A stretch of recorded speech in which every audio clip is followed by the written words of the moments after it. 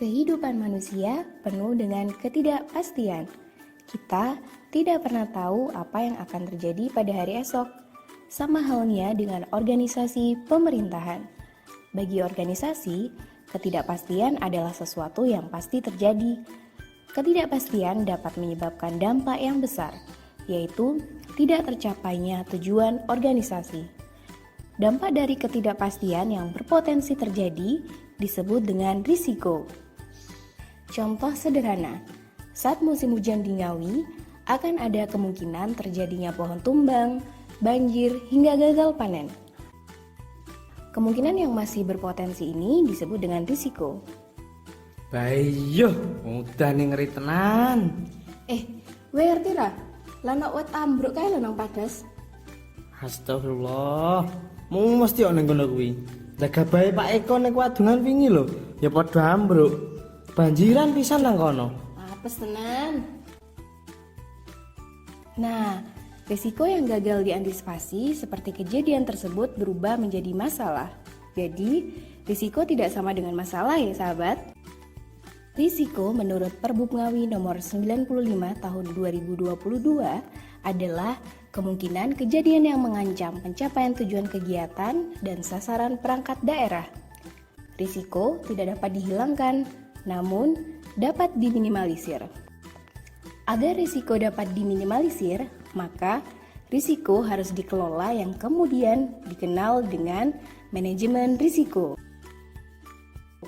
Berdasarkan peraturan pemerintah nomor 60 tahun 2008, setiap instansi pemerintah baik pusat maupun daerah diwajibkan untuk menerapkan sistem pengendalian intern pemerintah dan manajemen risiko. Inspektorat sebagai aparatur pengawas intern pemerintah memiliki peran yang penting, terutama dalam memberikan peringatan dini dan mendukung pimpinan instansi pemerintah untuk meningkatkan SPIP serta menjamin efektivitas manajemen risiko. Ingat, risiko adalah tanggung jawab bersama. Budaya sadar risiko merupakan hal yang fundamental dan sekaligus kritikal bagi keberhasilan penerapan manajemen risiko. Small things matter most. Budaya sadar risiko dapat dilakukan dengan menerapkan 3M, mulai dari diri sendiri, mulai dari hal-hal kecil, dan mulai dari sekarang.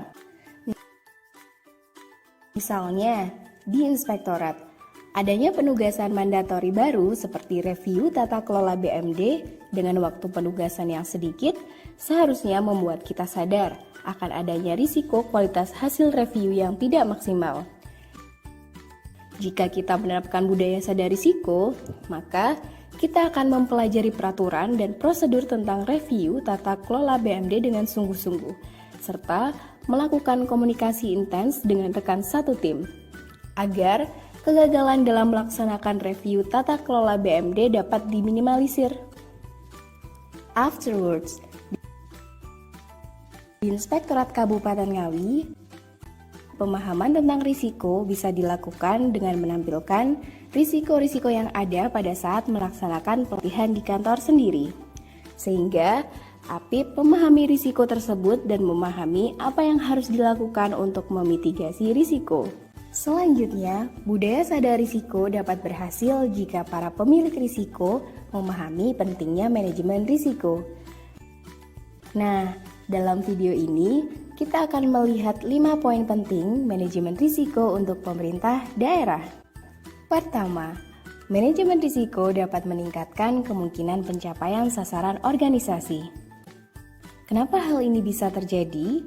Karena manajemen risiko melindungi organisasi dari tingkat risiko signifikan yang dapat menghambat pencapaian sasaran organisasi.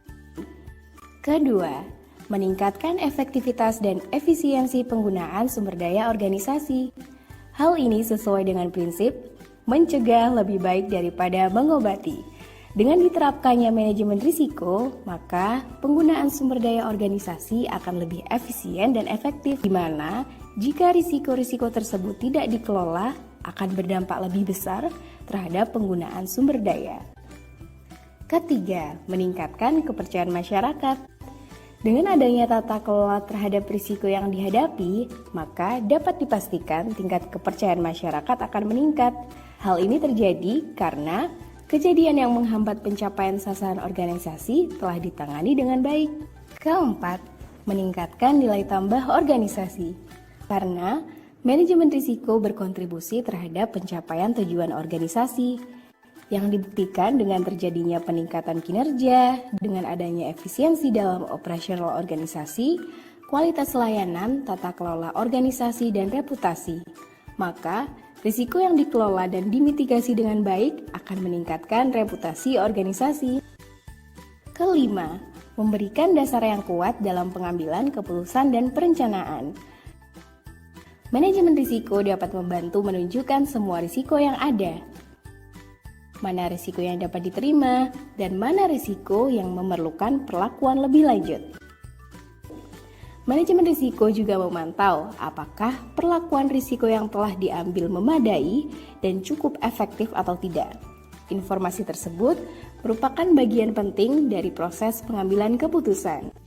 Nah, sekarang kita telah mengetahui betapa pentingnya manajemen risiko di instansi pemerintah, salah satunya inspektorat. So, what are we waiting for? Yuk, mulai terapkan budaya sadar risiko, mulai dari diri sendiri, dari hal-hal kecil, dan dari sekarang.